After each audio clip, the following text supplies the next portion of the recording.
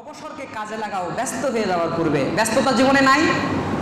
হ্যাঁ, আমার কিছু ফ্রেন্ড আছে, দেখি ফেসবুকে স্ট্যাটাস দেয়, বিদেশে গেছে, ফেসবুকে স্ট্যাটাস দেয়, কাজ থেকে উঠে ঘুম, ঘুম থেকে উঠে আবার কাজে যেতে হয়, মানে ওদের ডিউটি করতে হয়, এসে শুধু ঘুমানোর সময় আবার ডিউটিতে দৌড় দিতে হয়।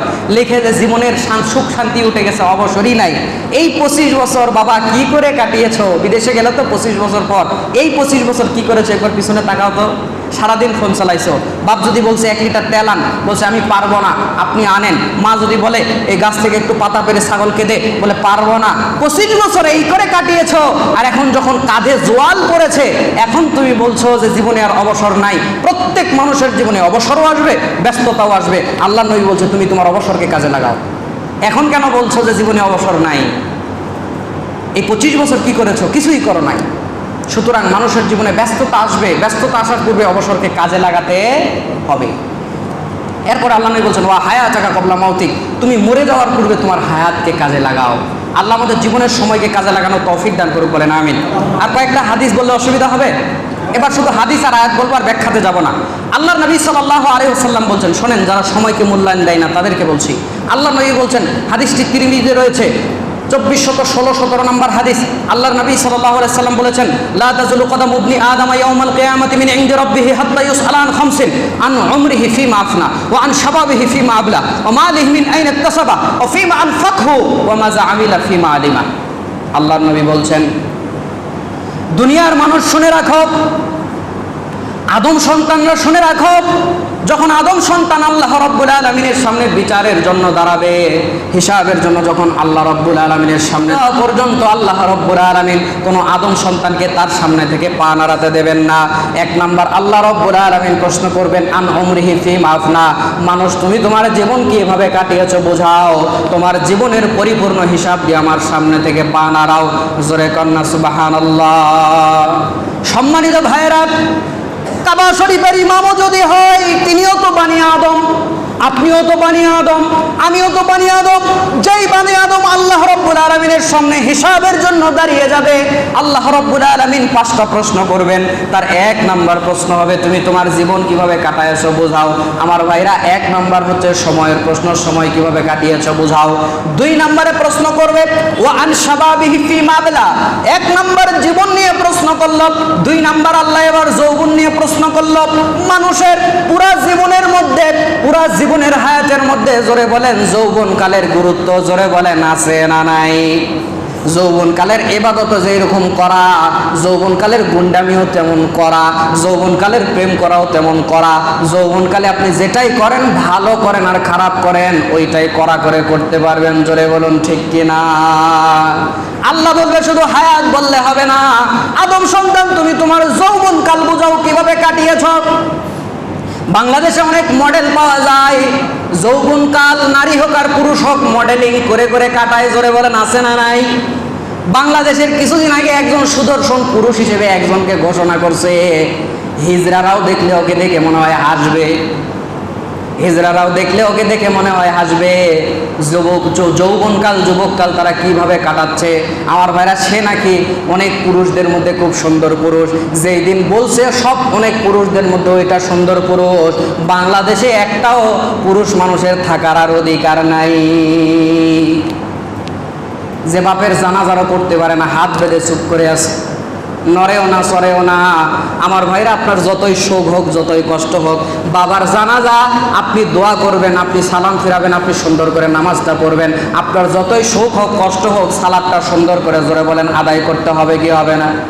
জানাজার সালাত তো আদায় করতে জানে না, শুধু ওই কাপড় পরে, প্লাজো পরে, মহিলাদের কাপড় পরে বেড়ায়।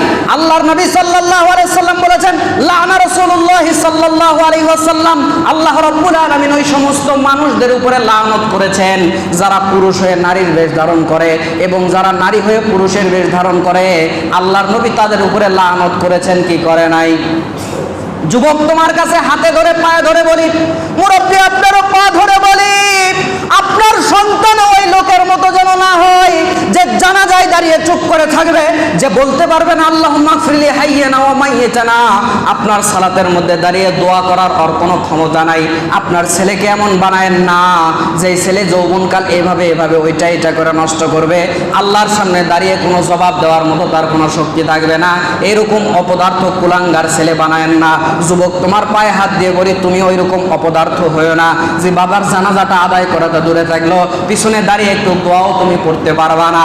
আপনি আপনার এমন সন্তানকে রেখে যেন না যেই সন্তান আপনি মরে যাওয়ার পর আপনার কবরের কাছে গিয়ে একটু দোয়া করতে পারবে না। এরকম সন্তান যেরকম দুনিয়ার জন্য বোঝা, ঠিক তেমনি আপনার জন্য গুনাহে জারিয়া হবে। জোরে কোন কথা ঠিক কিনা? সাদগায়ে জারিয়া শুনেছেন, গুনাহে জারিয়া শুনেছেন? গুনাহে জারিয়া হয় জানেন? আপনি আপনার ছেলেকে যদি ঠিকঠাক নসিহা করে না যেতে পারেন, যদি ভালো তৈরি করার চেষ্টা করেছেন, নষ্ট হয়ে গেছে ভিন্ন কথা, চেষ্টাই করেন নাই, ছেলেকে বানিয়েছে ওইরকম, ওই রংপুর শহরের মধ্যে হাফ প্যান্ট করে ঘুরে, একটা বেগানা প্রতিটা মহিলার হাত ধরে ঘুরে আপনার ছেলেকে এরকম বানিয়েছেন। আপনি মরার পরে এই ছেলে যত গুনাহ করবে আপনার কবরে সেগুলোর একটা ভাগ যাবে না? যাবে না? এটা হচ্ছে গুনাহে জারিয়া। আপনি সিনেমা হল বানিয়ে রেখে চলে গেছেন, আপনি মরার পর সিনেমা হল চলে আপনার কবরের মধ্যে গুনাহে জারিয়া যাচ্ছে এবং যাচ্ছে। আপনি এমন একটা অফিস বানিয়ে রেখে গেছেন, এমন একটা দল বানিয়ে রেখে গেছেন, যেই দলে শুধু গুন্ডা পান্ডা, যেই দলে শুধু অস্ত্র, যেই দলে শুধু মদ, যেই দলে শুধু অস্ত্রবাদী চলে আর মানুষের লুটতরাজ চলে, এরকম একটা দল বানিয়ে গেছেন, এরকম একটা অফিস বানিয়ে গেছেন। এগুলো যতদিন থাকবে আপনার কবরে গুনাহ যেতেই থাকবে, হচ্ছে গুনাহে জারিয়া, চলমান গুনাহ। খালি সাদগায়ে জারি হয় না, গুনাহেও জারিয়া আছে। আল্লাহ আমাদের যৌবন কালগুলো কাজে লাগানো তৌফিক দান করুক, বলেন আমিন। আল্লাহর নবী বলছেন হাসরের ময়দানে আল্লাহ 5টা প্রশ্ন করবেন। 2টা প্রশ্ন করলেন জীবন নিয়ে, যৌবন নিয়ে। 3 নাম্বার প্রশ্ন আল্লাহ রাব্বুল আলামিন করবেন, তুমি সম্পদ কোথা থেকে উপার্জন করেছো, ও মালিহি মিন আইনা ইকতাসাবা ওয়া ফিমা আনফাকহু, ওই সম্পদ তুমি কোথায় ব্যয় করেছো, ওয়া মাজা আমিলা ফিমা আলিমা, এবং যেই মোতাবেক কোরআন হাদিসের জ্ঞান অর্জন করেছিলে ওই মোতাবেক আমল করেছিলে কিনা। আল্লাহর নবী বলছেন এই 5টা প্রশ্নের উত্তর না দেওয়া পর্যন্ত আল্লাহ কোনো আদম সন্তানকে সেই দিন তার সামনে থেকে পা নাড়াতে দিবে না। জোরে কন্না না শুধু সময়ের হিসাব, শুধু সময়ের হিসাব। আমার ভাইরা, আপনি মনে করেন রংপুরে থাকেন, আমি মনে করি জয়পুরে থাকি। আপনি আমি জয়পুরেও থাকি না, রংপুরেও থাকি না, আপনি আমি একটা সময়ের মধ্যে থাকি। 2002 সালে আমার 1 সালে 2 সালে আমার জন্ম হয়েছে, আমি সামনে যতদিন বাঁচবো এইটা হচ্ছে আমার থাকার জায়গা, এই সময়টাই হচ্ছে আমার হায়াত, এই সময়টাই থাকার জায়গা। মূলত আপনি রংপুরেও থাকেন না, আমি জয়পুরহাটেও থাকি না। কেন? এই জায়গাতে আপনার পূর্বে আরো লোক ছিল না? আপনার পরেও ভবিষ্যতে লোক থাকবে না? তা আপনি যে বলছেন রংপুরে থাকেন, রংপুরে বসবাস করেন, 10 বছর 5 বছর পর আপনি নাই, আপনার বাপ নাই, দাদা নাই, আপনারা গেলেন কোথায় তাহলে? তার মানে আপনার রংপুরেও থাকেন না, আমি জয়পুরহাটেও থাকি না, আপনি আমি থাকি একটা সময়ের মধ্যে। এই সময়টা হচ্ছে আপনার আমার থাকার জায়গা, আর এটাই হচ্ছে হায়াত। আর যে সময় নিয়ে খেলে সে তার জীবন নিয়ে খেলে, বলেন নাউজুবিল্লাহ। আমার ভাইরা, আল্লাহ বলছেন ফাইজা ফারাগতা ফানসাব ওয়া ইলা রাব্বিকা ফারগাব, যখনই তোমরা একটু অবসর পাও আল্লাহর ইবাদতে